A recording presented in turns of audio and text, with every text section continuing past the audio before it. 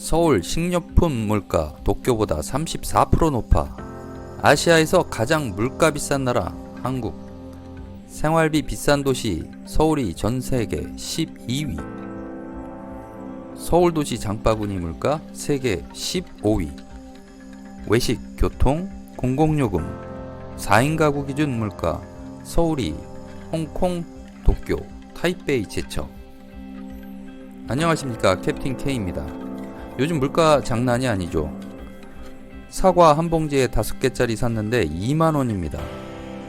이건 너무 심각하다 생각해서 인터넷 검색을 해보았더니 서울의 사과가 아시아에서 제일 비싸다고 합니다. 이런 물가에 직격탄을 맞는 사람들은 누구일까요? 요즘 대부분 100세 시대 노후 계획을 고민하시는 분들이 많으실 겁니다. 그런데 정말 이런 물가 현실 속에서 서울, 아니 대한민국에서 노후를 보낼 수 있는 걸까요? 먼저 가까운 도시를 여행하면서 물가를 체험해 보기로 했습니다. 언뜻 생각하면 아시아에서 물가가 최고인 도시는 홍콩이죠. 과연 그럴까요?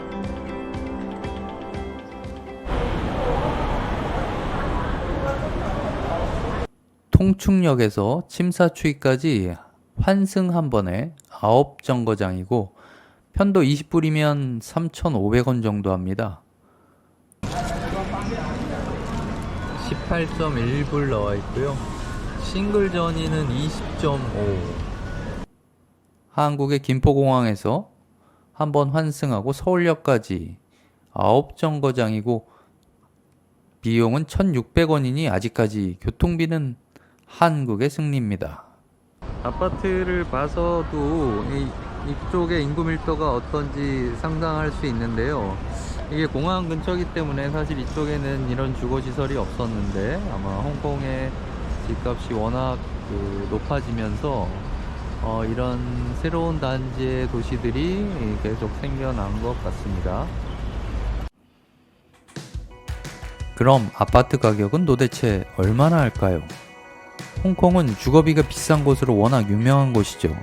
월급을 받아서 도저히 주거비를 감당할 수 없어 멀쩡한 회사원이 맥도날드에서 쪽잠을 자고 다시 출근한다는 뉴스도 보았습니다. 중국 본토를 빠져나와 이곳으로 이주하려는 돈의 흐름이 만들어 놓은 정말 웃지 못할 해프닝입니다. 집값은 대략 방 2개짜리가 6 밀리언 홍콩 달러로 약 10억 원 정도에 해당합니다. 이곳은 공항 부근이고 본섬도 아니기 때문에 어림짐작으로 30에서 40%는 한국보다 더 비싼 것 같습니다.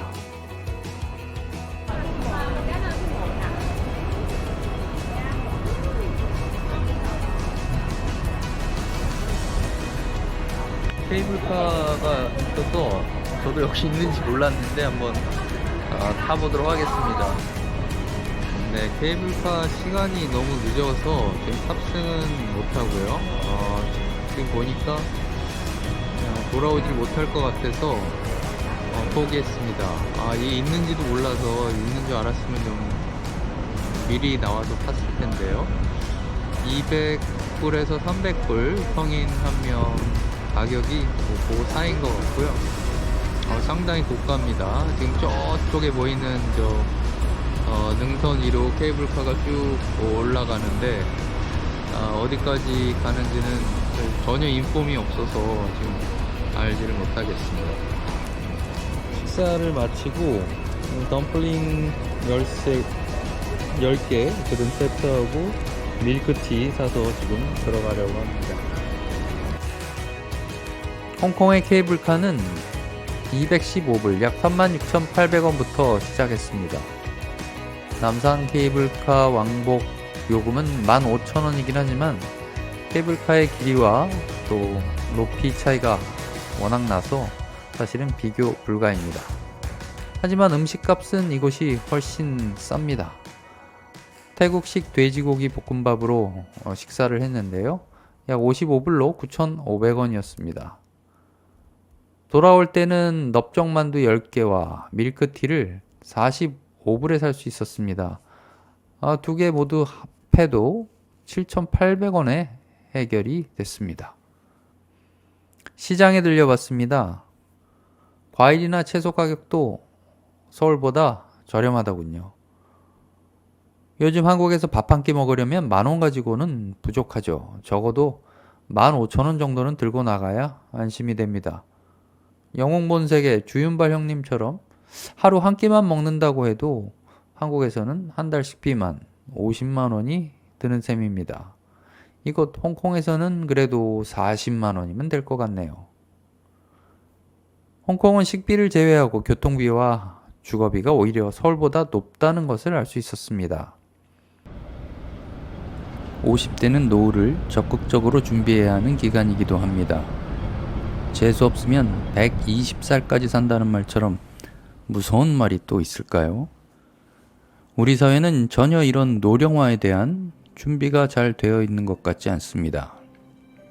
실제적인 근로 여건과 노후 기간의 괴리는 날로 심해지고 있습니다. 소득이 없는 노후를 가장 위협하는 것은 무엇일까요? 요즘 몸소 느끼고 있지만 그것은 바로 물가가 아닐까 합니다.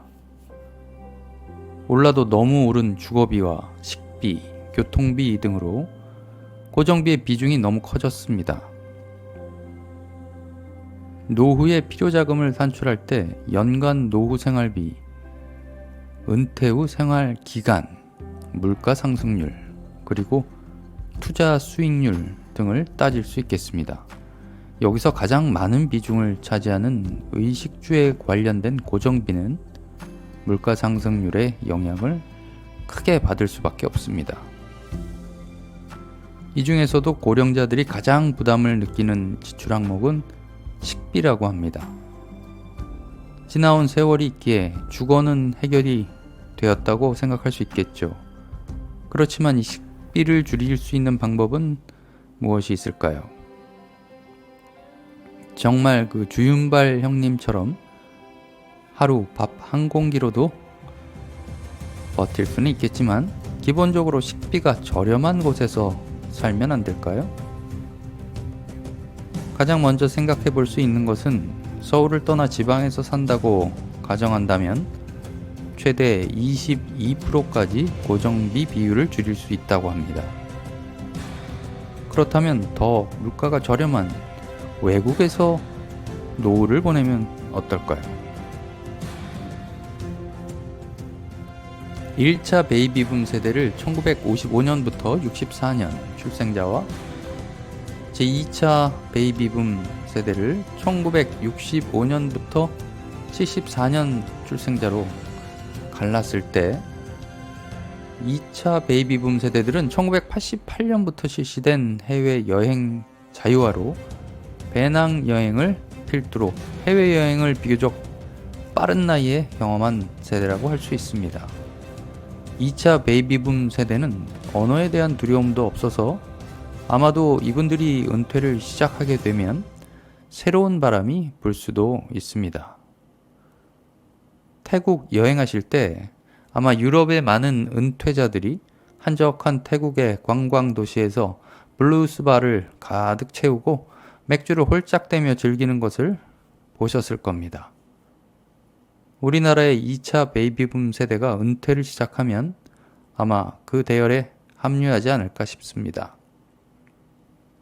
왜냐하면 지금 한국의 물가는 세계 어느 대도시에 비해서도 절대 뒤지지 않으니까요. 그렇다고 그 퀄리티가 엄청 올라갔냐고요? 그렇지는 않은 것 같습니다. 그렇다면 이들이 그래도 아직은 건강한 활동적인 은퇴 시기를 굳이 한국에 머무르면서 보내려고 할까요? 이제 또 다른 나라로 가보겠습니다.